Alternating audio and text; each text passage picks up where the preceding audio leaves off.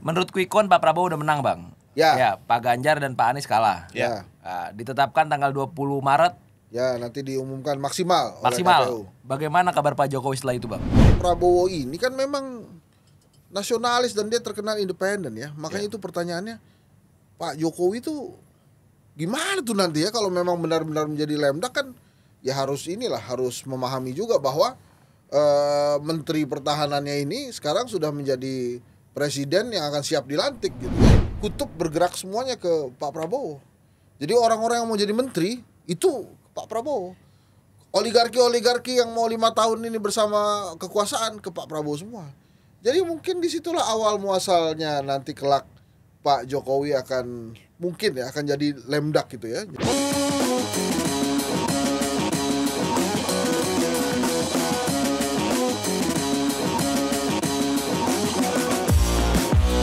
Jumpa lagi di podcast Keadilan TV bersama saya Jerry Dan saya Arif. Iya Bang Arif, kita lagi kedatangan narsum nih Bang yang super spesial. Beliau ini terkenal dengan vokal dan tegas atas pandangan-pandangannya. Dan konon katanya kalau manggil beliau viral pasti. Oh gitu, rame. Kita kenalkan aja langsung Bang Arif ya. Oke. Ya, beliau adalah pendiri kedai kopi dan juga akademisi dari Universitas Paramadina, Bang Henry Satrio. Wah. Halo Bang Da. Apa kabar? Sehat ya, Jerry ya? Kita nanya apa kabar ya? Ini bang. Memang ini ya agak lain ini ya situasinya ya. Ini luar biasa. Apanya agak lain nih Bang? Ya agak lain lah. Bapaknya agak lain. Selamat datang di Keadilan TV. Ya. Bang Henry. Ini bagus betul namanya ya, Keadilan TV ya. Iya Bang. Ini pendukung 01 apa di Keadilan TV ini? Pendukung keadilan Bang. Pendukung keadilan. Sudah selesai itu ya 01, 02, 03 ya. Baru mulai udah ngeri-ngeri sedap aja langsung gitu. Iya. Kita langsung aja ngomong nih. Siap Bang Arif. Menurut quick count Pak Prabowo udah menang, Bang. Ya. Pak Ganjar dan Pak Anies kalah. Ya. Ditetapkan tanggal 20 Maret. Ya, nanti diumumkan maksimal oleh Maksimal. KPU. Bagaimana kabar Pak Jokowi setelah itu, Bang? Wah, ini menarik ya. Selama ini kan Pak Jokowi ini masih terlihat kuat. Karena memang publik juga menilainya nih kira-kira presidennya siapa. Tapi nanti begitu diumumkan oleh KPU bahwa resmi sudah Pak Prabowo sebagai presiden, Mas Gibran sebagai wakil presiden, ya tentu saja kutub bergerak semuanya ke Pak Prabowo. Jadi orang-orang yang mau jadi menteri itu Pak Prabowo. Oligarki yang mau 5 tahun ini bersama kekuasaan ke Pak Prabowo semua. Jadi mungkin disitulah awal muasalnya nanti kelak Pak Jokowi akan jadi lemdak gitu ya. Jadi lemdak. Di istilah politik itu ada bebek lumpuh. Jadi artinya memang ya dia menjalankan sisa pemerintahannya lah. Memang ada Mas Gibran, tapi kan Mas Gibran ini kan wakil presiden. Semuanya akan melihat ke Pak Prabowo. Tapi kan yang lucu ini kan, wah nanti Pak Prabowo kesehatannya gimana tuh? Tapi ini kan dia sudah jadi presiden bro. Iya. Dia bisa panggil semua dokter terbaik di dunia ini. Dari manapun. Ya. Dia bisa mendatangkan semua teknologi alat kesehatan dari manapun yang canggih-canggih, termasuk obat dari manapun. Ini orang akan sehat 5 tahun bahkan 10 tahun mendatang selama dia jadi presiden. Menurut saya begitu bro. Iya. Berarti cerita di luar sana Bang deh yang 2 tahun, 3 tahun itu turun gunung nggak ada Bang ya? Menurut Abang sekarang aja terlihat kan agak gimana. Nanti begitu jadi presiden, kekuatan itu pasti akan ke dia semua. Dan Prabowo ini kan memang nasionalis dan dia terkenal independen ya. Makanya itu pertanyaannya, Pak Jokowi itu gimana tuh nanti ya kalau memang benar-benar menjadi lemdak kan ya harus memahami juga bahwa Menteri Pertahanannya ini sekarang sudah menjadi presiden yang akan siap dilantik gitu ya. Jadi presiden terpilih lah istilahnya. Tapi soal Abang bilang tadi semuanya akan pada akhirnya bergerak ke Prabowo semua. Kita kan tahu Bang, duet ini kan tercipta di belakangnya ada Pak Jokowi dengan cerita dari MK. Nah ini yang paling asik nih ada cerita baru. Iya. Begitu misalnya nih diumumkan oleh KPU ya sebagai presiden terpilih. Ya. Setelah itu Prabowo mengundurkan diri dari Menteri Pertahanan. Dia menjadi independen sendiri. Gitu Pak Jokowi terima kasih sudah mengantarkan. Sekarang saya mau menata rencana baru saya nanti di pemerintahan supaya saya tidak mengganggu. Saya mundurkan diri dari Menteri Pertahanan. Silakan Pak Jokowi pilih pengganti saya. Itu kan asik tuh ya. Itu kan ngegong itu Bang. Wah iyalah. Ngegong tuh. Wah itu boleh juga tuh. Tapi kan skenario itu kan bisa terjadi. Jadi artinya misalnya nih per hari ini kita bicarakan banyak orang terus menyuarakan bahwa ada dugaan-dugaan kecurangan. Yes, betul bang. Nah, ini saya jelaskan quick count dulu. Quick count itu mencatat saja hasil TPS, bro. Jadi hasil di TPS bagaimana, dipotret sama quick count, ditampilkan, Sampel. dihitung. Ya, sampel 2000 TPS itu jadi sekitar 400.000 responden lebih lah. Ya. Nah, itu sudah 0,18%, bukan persen, 0,18 plus minus margin of error-nya. Jadi kecil sekali. Nah, jadi kecil kemungkinannya ada kecurangan itu pada saat pencoblosan. Jadi mungkin sebelum-sebelumnya ada proses ke sana. Makanya 1 bulan sebelum pencoblosan itu saya pernah juga berkata bahwa ini kalau memang sudah jelas 01, 03 menemukan akan ada kecurangan yang masif gitu ya, TSM mengundurkan diri saja dari Pilpres. Pidana tapi bang. Ya pidana kan. Tapi menurut saya kalau memang sudah pasti kecurangannya, ya mundur dari Pilpres, kemudian dipidana, menurut saya mereka pahlawan demokrasi, sehingga bisa dimulai lagi sebuah pemilu yang bersih. Menurut saya begitu, gitu ya. Buat apa berjuang demi demokrasi yang seolah-olah ada, cuma seolah-olah ada, padahal nggak ada. Tapi kan persis seperti wah daripada dipidana kita maju terus tahu pendukungnya kan maju terus. Begitu hasilnya begini aja, wah ini kecurangan. Tapi yang menarik begini, dugaan kecurangan sampai hari ini itu disuarakannya di level relawan. Iya. Bahkan capres sendiri dan cawapres itu tidak secara lantang menyampaikan bahwa ada dugaan kecurangan. Ketua-ketua umum partai politik yang lolos ke Senayan belum bersama-sama menyampaikan ini ada kecurangan, gitu ya. Jadi masih ya levelnya relawan. Jadi menurut saya memang mestinya ini kalau mau menyuarakan lagi ini ya tolak pemilu karena ada indikasi dugaan kecurangan, atau tolak pemilu karena ada dugaan kecurangan, bukan tolak pemilu karena kalah. Gitu. Nah, tapi kan semua ini sejauh mana nanti orkestrasinya? KPU dan Bawaslu punya tantangan luar biasa, tapi kondisinya menurut saya kalau tidak terlalu masif itu ditemukan, maka hasilnya akan seperti quick count. Makanya kan ada nih partai politik nih kan yang dekat juga dengan Pak Jokowi ini kan menunggu-nunggu juga. Menurut hasil quick count mereka nggak lolos tuh PSI, nggak lolos ke Senayan PSI nih. Tapi mungkin di DPRD mereka berjaya lah. Nah itu kalau menurut hasil quick count tidak lolos, kemudian ternyata perhitungan KPU lolos, rame juga. Kenapa kemudian Pilpres bisa sama, tapi kemudian Pileg berbeda? Nah itu kan pasti ada guncangan-guncangan juga tuh. Menurut saya sih sebaiknya ya KPU berlaku jujur saja, tidak perlu juga misalnya ada rencana ya hal-hal yang ingin mendorong PSI itu, wah menurut saya itu sebaiknya tidak terjadi. Jadi dugaan-dugaan ini kan ada terus di masyarakat. Memang jelang pencoblosan kemarin Bang Henry, yang masih berjalan rekapitulasi Bang? Ya masih berjalan. Ya. Menurut Abang sendiri ada catatan khusus apa nggak Bang soal penyelenggara KPU Bawaslu? Ya penyelenggara KPU dan Bawaslu ya memang ini seperti IO lah ya. Jadi tergantung kliennya. Jadi kliennya kan gitu kan, kalau IO itu kan itu dong, tolong nanti pidato bos saya itu ya agak dilamakan, ya oke. Tolong dong itu nanti grup bandnya menyanyikan lagu ABCD, ya oke gitu kan. IO kan begitu. Kalau IO kan berarti dipesan, diatur, dibayar. Ya gitu lah. Kalau IO Bang? Ya itu makanya saya bilang ini jadi kayak IO aja. Ya, ngikutin aja gitu ya. Ya nanti ya Pak Bawaslu KPU kalau nggak setuju datang ke Keadilan TV dijelaskan lagi gitu. Ya kan saya berpendapat aja nih. Kontrol di KPP kan bagaimana menurut Abang? Ya ada kontrolnya. Sama TNI Polri. Ya ada itu kontrolnya. Cuma kan ya Gakumdu juga ada kan ya. Tapi semuanya itu kan jadi satu kesatuan ya. Paduan suara lah mereka itu sebetulnya kan tinggal nyanyikan lagu setuju saja gitu. Dan terkait soal ini Bang Arif, Bang Henry kan lagi hari ini kalau nggak salah di berita tuh yang tadi Bang bilang jangan level relawan dong yang bilang ini tolak pemilu karena kecurangan.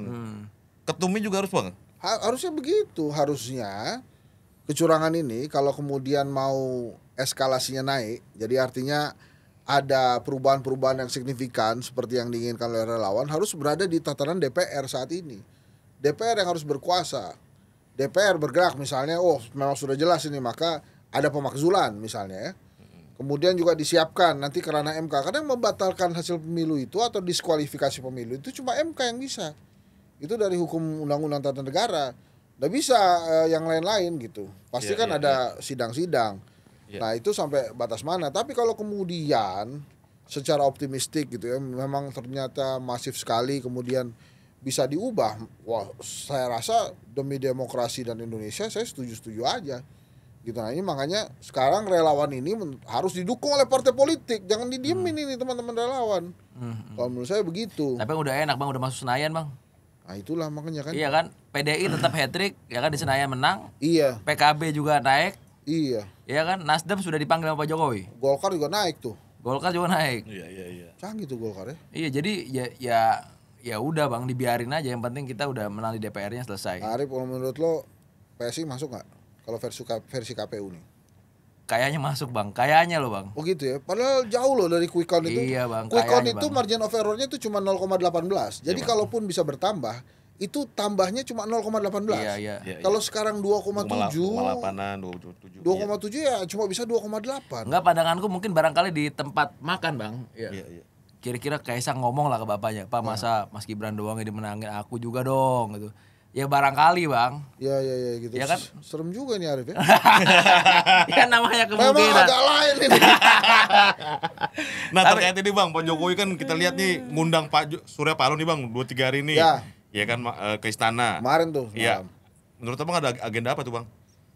Ya menurut lo? Makan malam doang. Menurut gua. Ya nggak mungkin lah. Itu pasti agenda-agenda lah.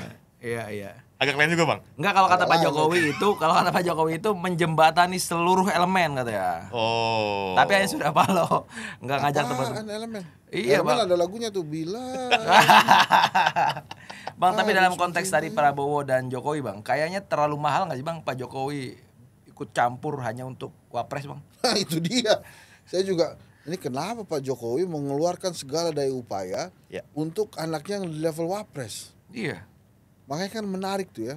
Ada selentingan katanya ada seorang politisi senior bertanya ke Pak Jokowi. Seberapa kenal Pak Jokowi dengan Prabowo? Iya. Nah itu kata desas-desus itu agak terdiam juga Pak Jokowi dengan pertanyaan itu. Oh ya? Terdiam lama tuh ya. Ini menurut saya sih setelah 20 Maret ini akan menarik. Apalagi misalnya tadi yang kita prediksi itu terjadi. 20 Maret diumumkan bahwa Pak Prabowo sebagai pemenang pemilihan presiden. Iya. Jadi dia menjadi presiden terpilih mulai 20 Maret yang harus transisi hingga 19 Oktober nanti. Iya. Begitu diumumkan dia mengundurkan diri dari jabatan sebagai Menteri Pertahanan dengan alasan dia akan berkonsentrasi ke pemerintahan baru. Itu menurut saya akan menarik tuh. Menariknya gimana bang? Ada situasi gunung-gunung es cerita Ya terbaru, artinya memang Prabowo sudah siap memimpin negeri ini. Kalau tetap dia menjadi menteri, gimana rasanya ngeliat Pak Jokowi kan? Para menteri-menteri Pak Jokowi yang lain kan juga, ini bakal jadi presiden ini nanti. Sudah pasti hampir jadi presiden kan?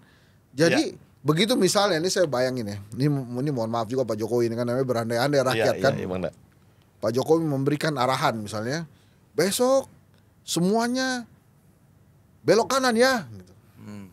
Menteri-menteri yang lain itu kan, mana nih Pak Prabowo kan? Daripada dia iakan Prabowo nggak setuju, nanti nggak jadi menteri lagi menteri-menteri yang lain kan? Mereka diam dulu tunggu Pak Prabowo. Begitu Pak Prabowo bilang setuju presiden, setuju presiden setuju, itu paling kencang. Tapi kalau Pak Prabowo diam-diam dulu di kabinet, ini kan menteri-menteri lain, ini presiden yang baru maunya kemana ini? Mau ke kanan, mau ke kiri nih? Kita tunggu saja, mana tahu dia cuma mau lurus kan, nggak mau belok kan, ya itu bisa terjadi gitu. Makanya akan aneh memang kalau kabinetnya masih ada Prabowo di situ. Begitupun relawan-relawan akan mencari inang baru bang ya? Bisa jadi juga ya. Tapi kalau relawan 1 dan 3 menurut saya enggak nyari inang. Enggak, yang dalam konteks misalkan Pak Jokowi ada Projo, ada apa, ada kan apa sudah gitu. selesai, Projo sudah jadi menterinya Pak Jokowi. Banyak banget strukturnya Projo itu membantu Golkar mendapatkan suara tinggi ini. Coba dicek, menurut saya salah satu yang membantu Golkar elektabilitasnya naik ini Projo. Karena banyak juga organisasi pengurus-pengurus Projo yang ternama itu masuk ke Golkar dan akhirnya jadi juga. Yang ngebantu PSI siapa bang? Pak Jokowi lah. Oh, Pak Jokowi. Siapa lagi Pak Jokowi kan? Enggak, Pak Jokowi enggak perintah siapa gitu misalkan. Gini bro, secara perhitungan politik, memang PSI itu menurut saya hadirnya Kaisang itu terlambat. Jadi tidak cukup waktu. Kalau saya tidak salah, waktu Kaisang join itu daftar caleg tetap itu sudah ditetapkan oleh pemilu. Ya. Jadi dia tidak sempat lagi menjadi caleg kan. Jadi tidak bisa menambah suara juga si Mas Kaisang ini. Itu yang pertama. Kemudian yang kedua, PSI ini tidak punya organisasi sayap yang harusnya bisa memperkuat dia di akar rumput seperti partai-partai politik lainnya. Yang ketiga, partai-partai politik ini sudah punya sayap organisasi kepemudaan yang akhirnya membatasi gerak PSI. PKS punya, Golkar punya, Gerindra punya, PDI Perjuangan punya, PKB punya, semua partai punya organisasi sayap ini. Sehingga begitu PSI masuk dengan jargon anak muda, ya terhambat pastinya. Tapi untuk di levelan kota, kabupaten mungkin mereka bisa. Karena kan andalan mereka ini kan media sosial ya. Jadi serangan-serangan seperti itu mungkin bisa saja masuk. Tapi kalau untuk nasional, melalui hasil quick count itu kita lihat mustahil dia lolos ke Senayan. Walaupun ada tangan-tangan yang menginginkan dia ke Senayan. Gitu, karena rakyat pasti berontak. Kecuali kemudian memang semuanya sudah diperhitungkan oleh Pak Jokowi bahwa paling kemarahan rakyat sekitar berapaan persen gitu kan. Tapi karena sudah terlalu jauh ya, 2,4 itu kan luar biasa jauh gitu. Kalaupun misalnya ada partai-partai yang dikurangi, kan partai-partai ini juga punya saksi sendiri.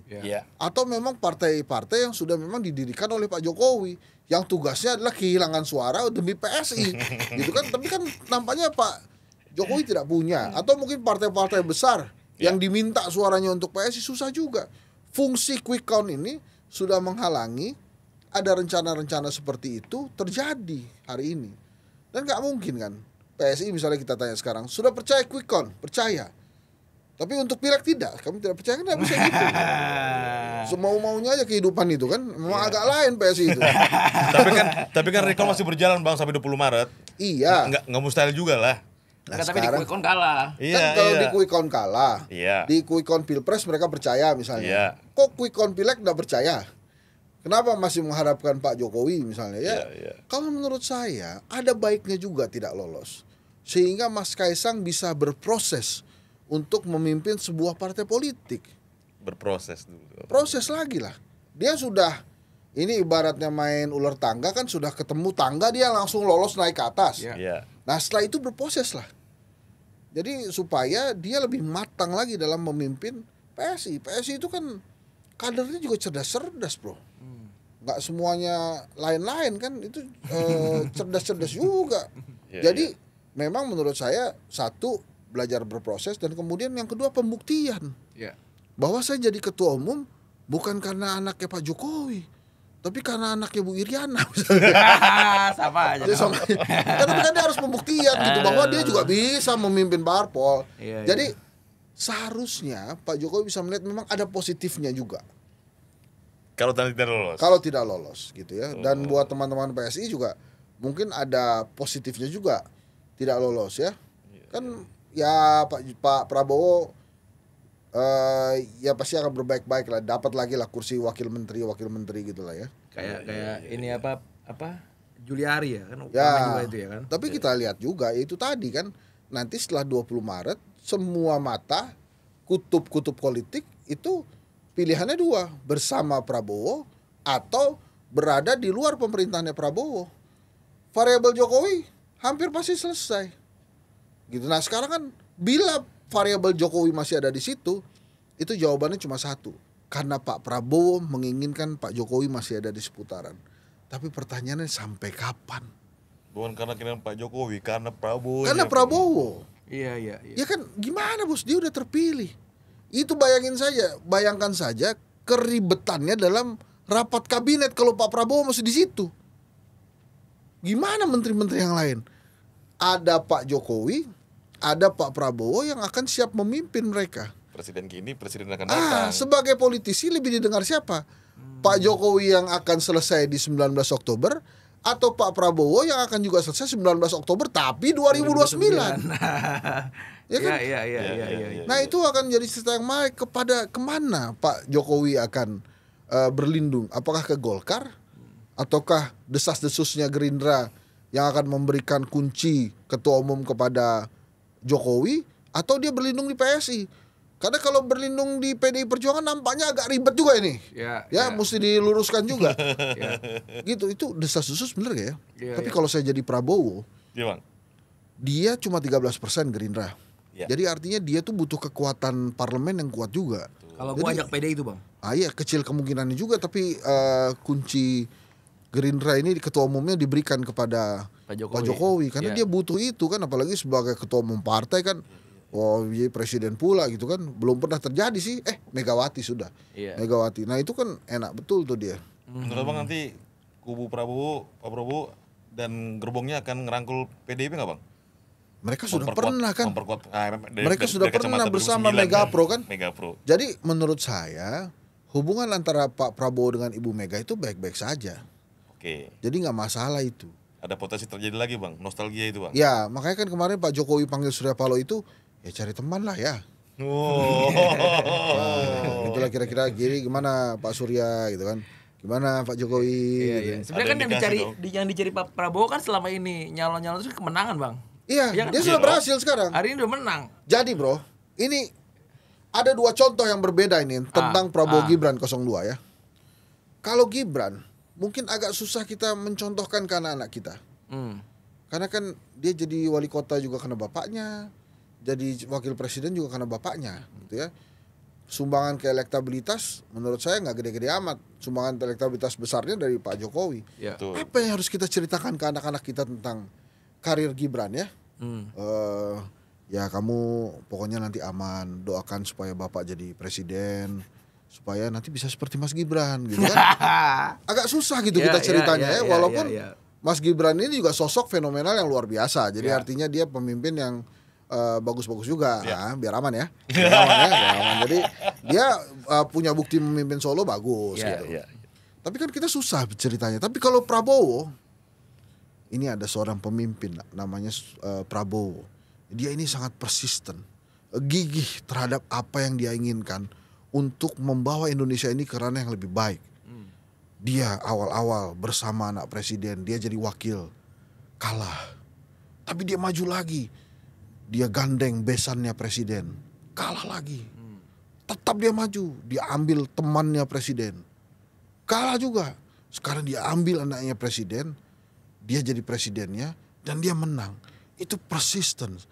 Kamu kalau punya tujuan, pasti Allah dan alam akan mengamini itu, membukakan jalan. Kan enak kita cerita ke manjada wajada anak-anak cucu kita tuh kita cerita gitu ya. Terlepas dengan apapun kontroversinya Prabowo, kontroversi MK-MKD etika, tapi kita lebih enak menceritakan Pak Prabowo dibandingkan wakilnya gitu ya. Walaupun wakilnya ini orang hebat ya, aman ya. Tapi Prabowo tuh lebih enak. Nah sekarang tinggal kita lihatlah bagaimana Pak Prabowo nanti setelah ditetapkan benar-benar sebagai presiden terpilih oleh KPU. Nah kan setelah itu apakah ada sidang MK, kemudian nanti bagaimana pelaksanaannya. Yang jelas orang-orang yang ingin jadi menteri, orang-orang yang ingin dekat dengan kekuasaan, mungkin pada saat jangankan 20 Maret itu begitu tanggal 19 itu sudah antri di rumahnya. Pak izinkan mudah-mudahan besok lancar Pak, doakan saya yang pertama kali datang loh Pak. Gitu-gitulah kira-kira lah. Kasih ucapan selamat Pak. Perintah kanda gitu lah. Tapi memang paling enak kalau Pak Prabowo kemudian mengundurkan diri dari menterinya Pak Jokowi. Kan nggak enak itu situasi kabinetnya pasti. Analisa Bang Henry, kepemimpinan 5 tahun andai kata nanti resmi dilantik Prabowo sama Gibran, banyak anak akur atau nggak akur sih Bang? Menurut prediksi Abang nanti ke depannya dengan cerita-cerita yang terjadi. Ini direkam ya, tetap ya. Prediksi Bang, analisa kan Abang kan pengamat politik. Kalau menurut saya hubungan di publik sih terlihat baik-baik saja. Tapi apakah hubungan di belakang publik itu akan baik-baik saja?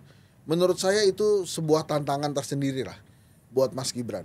Kan nggak mungkin ya, dia sebagai wapres dikit-dikit Pak, tolong kasih tahu Om Prabowo dong Pak, Saya kalau meeting diajaklah, kan nggak mungkin begitu juga kan? Justru bobot bebannya malah di Mas Gibran. Iya menurut Mas Gibran dong. Bang Henry. Bebannya. Tapi ya nggak apa-apa kan dia mungkin oleh bapaknya ini disiapkan di 2029.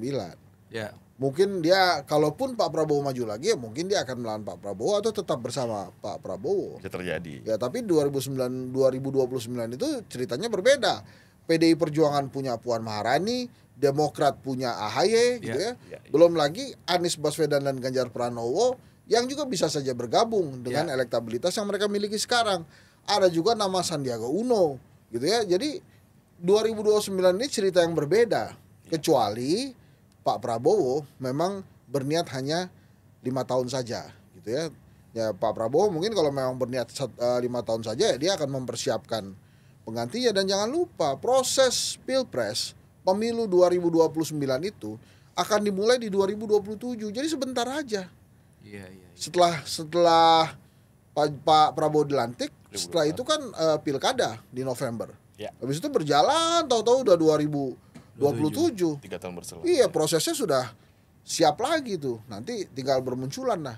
Siapa ya kalau menurut saya sih nanti kalau 2029 itu gilirannya Opung Panda lah. Punya suara siapa yang harus jadi presiden. Kayak gitu lah. Semoga masih sehat aja kan. Masih sehat, amin. Semoga Opung sehat lah. Iya 2009 ada Khofifa, ada RK bahkan. Iya. Lebih. Jadi lebih banyak orang juga gitu ya. Iya. Tapi yang menarik itu saya baru saja bicara dengan Mbak Titi Anggraini ya. Dia pakar hukum pemilu lah ya. Dia bilang begini, memang 2024 ini election of fear. Election of fear. Ya. Nanti TV Keadilan undang dia lah supaya lebih jelas kira-kira apa. Tapi menurut dia memang terlalu banyak ketakutan-ketakutan yang muncul di permukaan, sandraan-sandraan yang misalnya ada desas-desus ya, sandraan ketua umum parpol untuk mendukung paslon tertentu, atau misalnya sandraan dari kepala-kepala desa terhadap audit dana desa. Ini desas-desus nih semua nih harus diperhitungkan. Jadi menurut saya menarik juga hipotesa Mbak Titi itu ya. Ya nanti saya kasih nomornya ya. Siap. Wawancara supaya real asli dari pemilik ide itu gitu atau pemilik pendapat itu. Kalau menurut saya menarik juga apa yang disampaikan itu. Dan Abang setuju yang dibilang Mbak Titi tadi? Bisa saja, setuju saya karena memang tidak biasa ini pertarungan di 2024 ini ya. Makanya saya bilang kok Pak Jokowi all out betul untuk jabatan Wapres ini. Memang mungkin dia mengharapkan setelah ini memang benar-benar Mas Gibran yang akan memimpin ya. Atau tapi kalau menurut saya sih akan sehat ini Prabowo sampai 2029. Karena dia punya semua. Dia sekarang presiden kan. Dia punya obat paling canggih, dokter-dokter canggih, teknologi kesehatan yang paling canggih. Dan dia bisa undang yang terpenting dalam kehidupan kita di timur ini. Spiritual paling jago, Bos. Untuk memagari dia tuh. Jadi menurut saya sih dia akan sehat lah. Dan akan menjadikan mimpi Pak Jokowi untuk pulang ke Solo sebagai orang biasa, Bang. Iya, tercapai tuh. Iya kan? Iya. Kayaknya Pak Prabowo diwujudkan, Pak Prabowo tuh orang yang idealis dan gak mau diintervensi kayak Bang. Iya, dia independen loh. Iya, prajurit, Bang. Itulah. Dia sebagai prajurit, dia punya kemampuan untuk memilih siapa orang-orang yang bisa memperkuat dirinya. Gitu. Jadi kan dia akan pilih, ini orang kemarin waktu dukung saya, dia tinggalkan rumah lamanya untuk mendukung saya. Ini dia ingin berkuasa atau bagaimana? Tapi kan saya bisa juga nanti ditinggalkan sama orang ini. Orang-orang ini aja bisa meninggalkan rumah lamanya. Wah, ini mungkin berbahaya nih. Kata. Iya. Terus lagi, tapi kan terima kasih ya komisaris. Tapi apakah jadi orang-orang lingkaran yang benar-benar terdalam? Nah itu mungkin akan menjadi pertimbangan. Dan syarat tambahan juga yang mau masuk kabinet harus pro makan siang gratis. Makan siang gratis, susu gratis ya. Itu mah gampang lah ya. 2029 itu mah gampang lah ya. Jadi maksudnya wah saya setuju sekali Pak Presiden gitu aja. Kecuali dia pakai layar detektor ya. Iya. Masuk. Kalau misalkan memang lihat dari sejarah, Pak Soekarno berkali-kali Bu Mega mengatakan bahwa orang yang menyayangi Soekarno, orang yang memuji Soekarno justru orang yang pertama kali meninggalkan. Zaman Soeharto demikian, Bang. Ya mungkin Pak Jokowi juga akan seperti itu juga ya. Itu kan proses lah. Tapi begini ya, Pak Jokowi memang sudah jadi simbol. Jangan-jangan yang mengalahkan Pak Jokowi ya itu memang Prabowo orangnya. Gitu ya. Jadi mungkin Pak Jokowi entah itu sengaja atau tidak, ya memang menciptakan kekuatan baru yang bisa melawan dirinya. Gitu. Kalau Ibu Mega dengan PDI Perjuangannya, menurut saya sih saat ini sudah dalam level yang berbeda. Bu Mega itu kan lebih canggih daripada bapaknya tuh, membesarkan partai. Dan sampai hari ini, walaupun tertatih-tatih, tapi akhirnya 16-17% juga didapat. Itu kan lebih besar daripada angka 2009 yang cuma 14%. Jadi pertanyaannya apakah nanti PDI Perjuangan akan berada di luar pemerintahan atau tidak? Gitu. Menurut saya itu tergantung dari bagaimana desain kabinet dan politik Pak Prabowo nantinya. Tapi udah terlalu penuh, Bang. Ya kalau 5 tahun aja nggak apa-apa kan. Kan saya bilang nih pertarungan barunya ini di 2029 karena Pak Prabowo mungkin punya calon sendiri dan mungkin calon yang didorong Pak Prabowo ya bisa jadi Mas Gibran, bisa jadi kan? Bisa jadi. Karena nggak tahu juga kalau Sandi apakah bisa bersama Pak Prabowo lagi atau tidak. Tapi 2029 ini akan menarik karena banyak sekali tokoh-tokoh baru dan benar-benar tokoh-tokoh muda yang akan bisa bertarung di Pilpres 2029 dan itu insya Allah sih deket aja waktunya itu. Karena ya itu tadi saya bilang 2027 itu sudah mulai prosesnya. Ya udah mulai dan kemudian Pak Prabowo juga sudah mulai elus-elus mungkin kira-kira siapa jawaban yang didapat. Kalau dari Gerindra sendiri saya belum melihat sosok yang bisa mumpuni ya. Tapi kalau kemudian ada nama-nama yang tadi kita sebutkan itu ada Ridwan Kamil, Kofifa, ada Anies Ganjar, ada AHY ya, dan tentu saja ada Mas Gibran, mungkin saja bisa maju seperti yang diharapkan. Dan menurut saya nanti di 2027 itu persiapan 2029, nah kita lihat itu bagaimana Mas Kaisang membesarkan PSI. Kalau masih jadi ketum PSI, Bang? Saya rasa masih ya, karena Giring kan sudah berstatement ya. Biarlah ku rela gitu ya. Jadi artinya memang Gibran ini bakal lanjut ya. Ya kali ya. Ya nggak ada kemungkinan Pak Jokowi yang jadi ini ketua. Iya. Kalau menurut saya sih ya bisa saja tapi agak aneh ya. Kalau kemudian Pak Jokowi ke PSI gitu. Demokrat itu kan begitu-begitu ya lolos Senayan lah. Ada di Senayan jadi percaturannya nasional. Kecuali memang Pak Jokowi itu memang mau mulai dari bawah lah. Seperti tadi saya bilang, saya mau berproses membesarkan partai politik itu bisa saja terjadi. Memperkuat portfolio dulu. Nah ini sebelum usai ya, saya mau ada kuis ini buat penonton Keadilan TV ya. Tamu langsung bikin kuis sendiri. Silakan Bang. Menurut teman-teman semua, Almas itu akan dijadiin apa sama Gibran? Baru pengen bacain itu. Kira-kira gimana tuh ya? Orang malah dilaporin Gibran juga kan. Yang pertama Almas suruh salaman dulu sama Pak Anwar Usman Bang. Kan lagi proses itu. Sebenarnya yang jadi kuis bukan itu Bang. Apa Bang? Proses di MK Gibran sampai lolos dibantu apa tidak sama PDI. Soalnya kalau lawan Erik kayak agak lebih susah. Sama Kofifa agak lebih susah kan? Ya. Itu rumor kan lagi di petun Bang. Pak Anwar Usman. Menurut Abang lanjut nih tuh Bang, balik lagi jadi ketua MK. Ini tergantung presiden terpilih nanti maunya gimana. Bos, ini kita siap-siap beralih kutub loh. Dari Pak Jokowi ke Prabowo. Iya. Itu kan orang-orang petun itu kan juga merhatiin ini, bro. Ini besok Pak Prabowo presiden kita, bro. Kalau dia nggak setuju, ya selesai sudah kita di sini. Oke lah kita bantu-bantu mantan presiden. Jangan kita juga jadi mantan nanti. Nah ini obrolan ini tanggal 19 lah kira-kira mulai ngobrol. Yang tadi dibilang Bang Henry. Iya. Tapi Bang seminggu setelah proses pencoblosan ini kan masih berjalan semua. Menurut pengamatan Bang Henry, masyarakat kayak gimana sih Bang reaksinya? Cukup menerima, cukup rela kayak lirik tadi Niji? Ya kalau menurut saya memang pertanyaan-pertanyaan itu harus tetap ada. Dari relawan, kemudian pendukungnya 0103 itu harus tetap ada. Supaya memang demokrasinya terjaga. Kalau biasa-biasa aja, tidak ada pertanyaan-pertanyaan, nanti ini akan terulang lagi. Justru itu yang bahaya. Biasa aja kok masyarakat gitu. Per hari ini dengan banyaknya sekali pertanyaan ke Bawaslu, ke KPU, itu menurut saya menghidupkan demokrasi.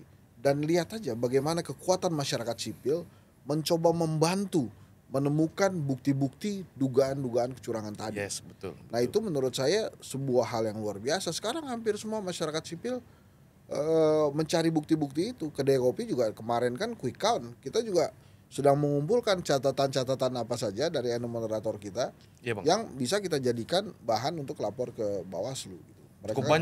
Cukup banyak dari kedai kopi yang abang. Saya belum lihat kan memang tugasnya quick count itu dia mencatat saja. Tapi mencatat itu bukan cuma mencatat hasil, itu yang akan ditampilkan kan di televisi, di media-media. Tapi dia juga akan mencatat kejadian-kejadian. Nah itu yang kita masih tunggu karena memang kan 2000 TPS lumayan ya mengumpulkan datanya. Itulah kira-kira. Bang terakhir bang, abang lebih memilih Pak Prabowo jadi presiden atau Gibran presiden bang? Oh kalau gue bilang Gibran jadi presiden saya melawan undang-undang. Jadi ini Prabowo lah, mungkin dia waktunya memang ya. Undang-undang, hati nurani bang? Hati nurani ya kan udah selesai nih urusannya. Jadi ya kita sebagai rakyat ya memang harus menerima itu. Kecuali memang ternyata ada bukti-bukti yang bicara lain. Ya. Tapi ya tadi gue bilang menceritakan Prabowo itu jauh lebih enak daripada menceritakan Gibran kan. Trust legasinya lebih dapat ya Bang. Lebih ada momen positif lah gitu ya. Kalau ini kan gimana ya? Jadi nanti bebannya ke kita juga yang cerita. Jadi kalau dia gagal, disalahin bapaknya. Bapak ini kan jadi presiden sih. Jadi susah saya. Kira-kira Oke, luar biasa nih ngomongin ini semua. Tapi Mas Gibran memimpin bagus. Oh, bagus Bang. Anak muda. Aman kan? Aman ya. Memang podcast ini agak lain. Semoga nanti bisa undang Gibran lah. Amin, siap. Bareng Bang Henry ya. Ya boleh. Oke Bang Arif. Itu apa yang akan kita perbincangkan ya? Banyak Bang. Gimana cara lolos di MK? Paling gitu dong. Oke teman-teman Keadilan TV. Kalau ada mau kirim komentar, pertanyaan apa segala macam silakan di kolom komentar. Kita akan bahas satu persatu. Oke Bang Arif, kita tutup. Thank you Bang Henry terima kasih, atas waktunya. Bang Arif, terima kasih banyak. Oke, salam persatuan Indonesia. Merdeka. Merdeka.